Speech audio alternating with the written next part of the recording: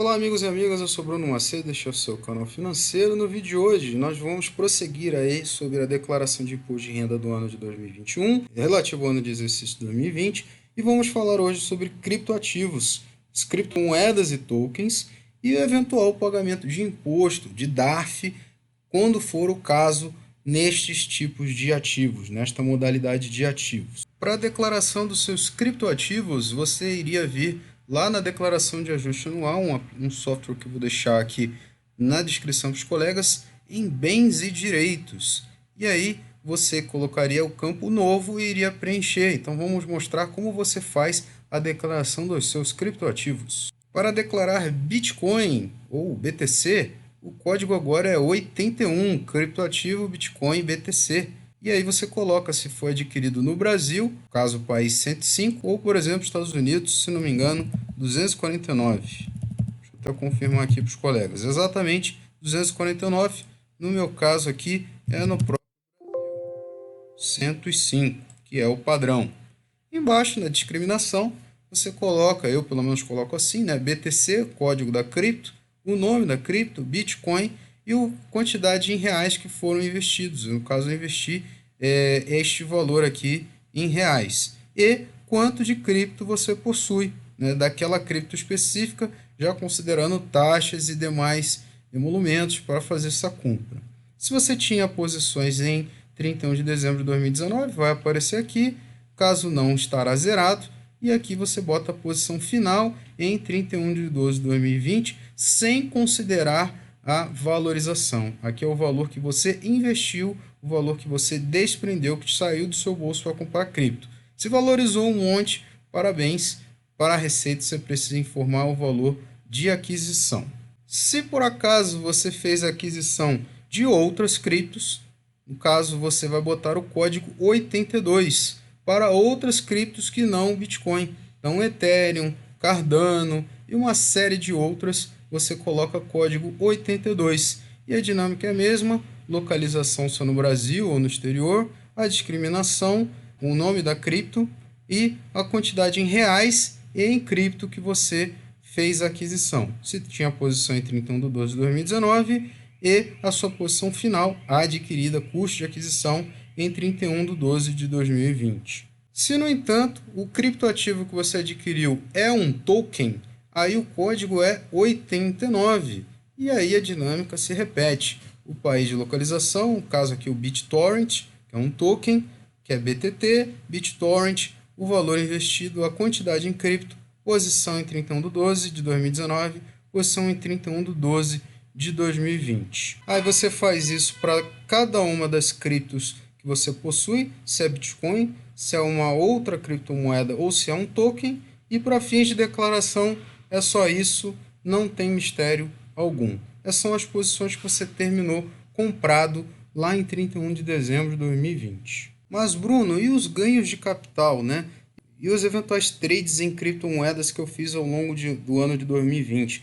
Como eu faço a declaração deles? Aí você usa o programa GCAP, no caso de 2020, para lançar esses trades. Eu já fiz um vídeo sobre ele, onde eu lancei meus trades em ações no exterior e opções. E aí você criaria uma nova demonstração, esse aplicativo vai estar na descrição e começa o preenchimento. Na aba inicial aí da nova demonstração, você vai preencher seus dados, como CPF, telefone, nome, o país que você está e o período, que é 1º de janeiro de 2020 a 31 de 12 de 2020. Para o lançamento de criptomoedas, você vai em direitos e bens móveis, né? Que é assim que eles são considerados. E aqui já está a lista de todos os que eu fiz na minha própria declaração. Para você criar uma nova, você vai em novo. No campo novo, você vai marcar se a transação foi feita no Brasil ou no exterior. Se você, por exemplo, comprou e vendeu para uma exchange brasileira, é Brasil. Se foi no exterior, exterior, obviamente, né? Especificação. Eu costumo botar um texto do tipo, por exemplo, venda de um Bitcoin. Aqui você pode botar a cripto que foi vendida, o código dela, a data, é mais para o entendimento da receita. Sujeito a registro público. Pelo menos na data da gravação desse vídeo aqui, 30 de 3 de 2021, não são sujeitas a registro público as transações em cripto ou não, mas isso pode variar com o tempo. Data da aquisição é a data que você comprou. No caso, eu boto aqui, por exemplo, 3/1/2020 e vamos colocar aqui um valor fictício, R$40 mil. Outro fato importante a ser mencionado é que na aba adquirente você preenche aqui em novo o CNPJ e o nome da exchange onde você fez a transação. Se você fez uma transação por exchange, o adquirente vai ser, por exemplo, a Novadax, ou a Binance, ou a Foxbit, ou seja lá qual for. Se você vendeu diretamente para outra pessoa, aí o CNPJ e o nome desta pessoa, ou CPF e o nome desta pessoa. Aí você vai para a aba Operação, Natureza, Venda. Alienação foi a prazo ou a prestação geralmente não se aplica, porque isso é feito por home broker, mas se for o seu caso, fora de home broker, fora de exchange, aí você vê, mas via de regra não. Data de alienação é a data da venda, por exemplo, 5/1/2020, e considerando aqui a alienação, por exemplo, a R$45 mil, só para os colegas terem uma ideia. E a corretagem, R$1. Aqui ele pergunta se houve alienação parcial desse bem. Eu já falei isso lá no vídeo anterior sobre o GCAP, que é, por exemplo, se você comprou um Bitcoin, mas vendeu meio. Aí aqui você colocaria sim, e depois quando você fosse vender os outros meio, você viria nesse campo para atualizar. Eu prefiro fazer da seguinte maneira. Se eu vender meio Bitcoin, eu lanço compra de meio e venda de meio, e depois outro lançamento, compra de meio e venda de meio. Então eu costumo botar não e fazer separadamente. Depois a gente vem para a apuração, ele coloca todos os dados que eu coloquei aqui, confronta, dá o meu ganho de capital e calcula o imposto aqui, que no caso seria R$ 749,85, considerando uma alíquota de 15%, né? Para fins de declaração aqui do imposto, para pagamento de imposto em criptomoedas, operações até R$5 milhões é 15% de alíquota, de 5 a 10 milhões é 17,5%, de 10 milhões a 30 milhões 20%, e acima de 30 milhões 22,5%. Eu acho que a maioria fica aí no 15%, às vezes a grande maioria talvez até na isenção, que são R$35 mil em vendas, né? Transações aí até R$35 mil são isentas. Isso não quer dizer que você não precise declarar. Elas são isentas apenas de pagamento de tributo. Aí tem as questões de vendeu a descoberto, depois recomprou. Para facilitar a vida, vendas até R$35 mil no mês, no agregado de todas as criptomoedas, são isentas. E aqui ele preencheria em consolidação quais os campos que teriam que ser informados para a Receita. Obviamente, isso depois vai ser exportado para o imposto de renda, então sem mistério. Então, vou dar um exemplo aqui de uma que seria isenta. Nessa mesma transação, se a aquisição fosse a 20 mil e a venda fosse a 25 mil, ele abre uma pergunta aqui, ó, se o conjunto das alienações é superior a 35 mil. Obviamente, ele não está falando só dessa transação, mas de todas as transações feitas em janeiro de 2020. Se for o caso, você marca não e você vai ver que na apuração permanece igual, mas no cálculo de imposto está zerado, justamente porque está na condição de isenção, e na consolidação ele já apareceria em rendimentos isentos e não tributáveis. Feito este lançamento e todos os lançamentos de todos os trades feitos com criptomoedas isentos e não isentos aqui no GCAP, vai aparecer essa lista enorme, e feita essa lista enorme, você iria apertar o botão exportar para o imposto de renda de 2021, dar OK, verificar seu nome, CPF, clica, avançar, vai gerar um arquivo aqui no formato de leitura do aplicativo da Receita, salva, e voltando aqui ao aplicativo da Receita Federal, você vai lá embaixo, procura a aba Ganhos de Capital e Importa. Clica aqui embaixo, Importa, busca o arquivo, dá OK e todos os dados serão atualizados aqui sem mistério algum. É bem simples de explicar, mas se você tiver muitas transações, provavelmente vai ser muito trabalhoso. Então repense se você tem interesse em fazer tantas transações assim. Então, considerando essa operação hipotética lá, se eu tivesse comprado a 40 e vendido a 45 mil, com esta DARF pagar aqui, esses R$ 749,85. Como eu faria o pagamento dessa DARF? Você poderia utilizar aqui o próprio aplicativo e buscar aqui para imprimir. Só que aí, como já está em atraso, ele não faz o cálculo somando juros e taxas, então só poderia utilizar essa aba se você fosse fazer o pagamento lá em janeiro de 2020, então é sempre bom acompanhar. Ou, o que eu acho mais recomendável, usar o programa Sicalc, que tem tanto a versão web quanto a versão para fazer download. Eu acho mais adequado, mais tranquilo, utilizar a versão do Sicalc para download. Eu vou deixar o link para a descrição e você tem que verificar a atualização dele, né? Se obviamente passar de um ano para o outro, você tem que estar sempre atualizado. Se você não quiser ter essa dor de cabeça, você pode ir na versão web, né, e fazer o preenchimento. Só que volta e meia ele fica fora do ar, como é o caso aqui. Então, se você tem um aplicativo, você não tem esta problemática do sistema ficar fora do ar.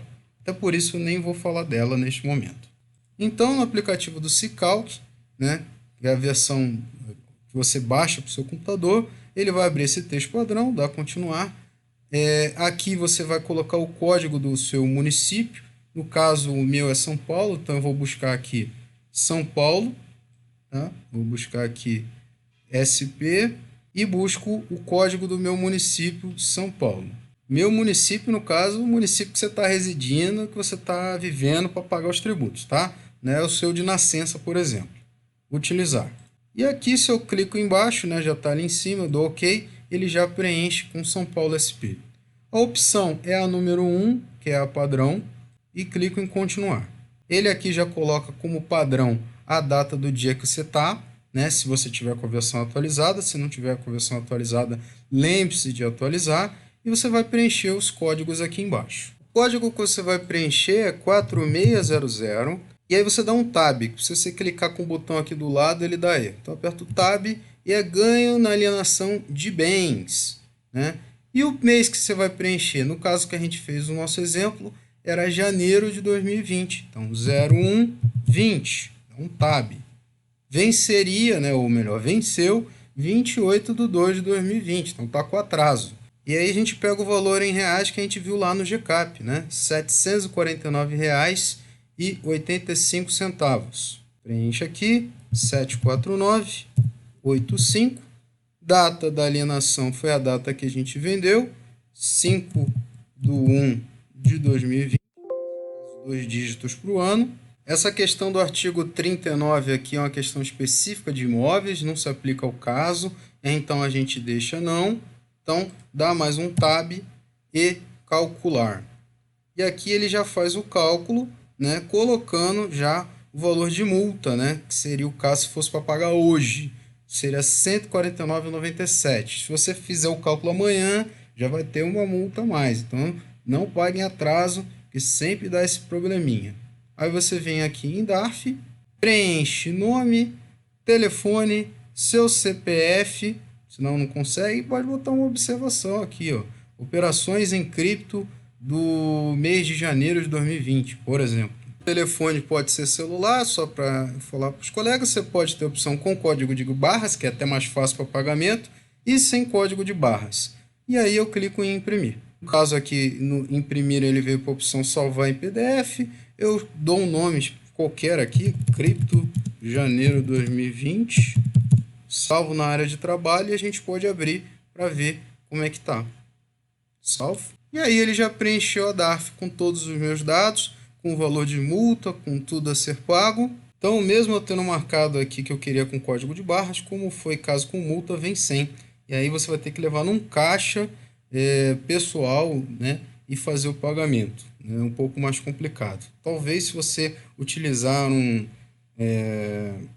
caixa eletrônico do Banco do Brasil, você consiga evitar aí de ter que falar com um atendente pessoalmente nesse mês de pandemia. Então evite atraso até por mais essa dor de cabeça aqui.